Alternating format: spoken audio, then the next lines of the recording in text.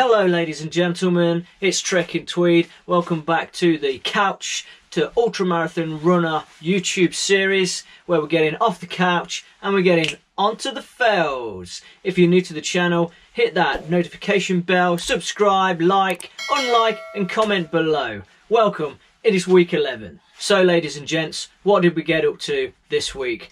Now, bit of a spoiler, it's been night time when I've been running after work. So I've got a new job. It's a bit more labour intensive, but I've been getting the runs in this week. So the first 2 days, Tuesday and Thursday, night runs. Now I've got to admit, I have struggled this week, I'm not as hardcore as I would like to think that I am, but Tuesday and Thursday, we needed to do interval training. I didn't do the interval training. I just did a 5k. The pace was 10 minutes, just over 10 minutes a mile pace. I really struggled with my lower back when I was running along, and I was getting a bit of sciatic nerve problems. And I also nearly nature called, so I nearly got caught short. But I made it back, and I did also have the shit tickets in the pack as well. It was actually in the pocket. I never go out anywhere without the shit tickets, as you will have heard and learnt in the previous video, week 10, where I give you a little bit of tips and tippets of information and lessons learnt. So Tuesday would have been a nice lesson to drop trowel in a field and do what comes best to bears in the woods. Thursday, 3.69 miles. I only needed to do a 3 miler, but my 3 milers, my 6 milers, they never seem to be bang on. So just doing a little further. I was good with the pace Thursday, not so bad. So, but I was just pushing it a little bit further. So, okay. So Saturday we needed to do 7 miles. Shall we see what happened? Let's roll that video now.